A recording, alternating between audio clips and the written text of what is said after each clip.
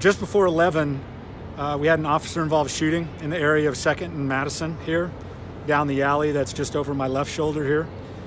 The information that we have is that officers were called to an apartment complex close by as a result of a restraining order violation by a subject that was not allowed to be at the apartment. Apparently there had been some family violence in the past where the restraining order was put in place, and that victim called us for help.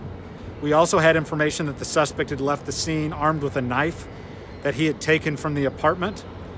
There had been some dialogue about what that knife was going to be used for that we're looking into, whether that was meant for police or was meant to intimidate the victim. Right now we don't know the answers to that, but we do know that the knife was taken for a purpose. Officers were made aware of the subject and his description and direction of travel. We were able to identify a location for the subject, and we went in that area to look for him and recognized somebody that met the description and attempted to make contact when the subject fled. And it was at that point that the officers noticed a knife in the subject's hand as he ran from officers. We had a short pursuit with the subject that ended in the alleyway here at 2nd and Madison.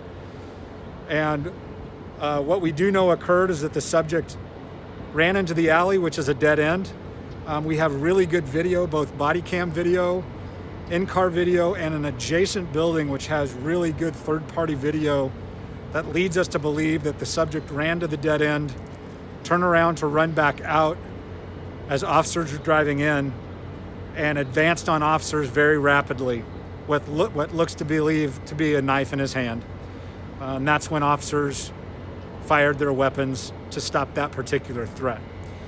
What we do know about the victim is that he sustained 2 gunshot wounds, was transported to a local hospital with life-threatening injuries, but I do not know the status of the victim at this point. We have 2 officers that have been placed on administrative leave as per policy as a result of this particular incident. Now, having said that, that doesn't mean both officers were shooters.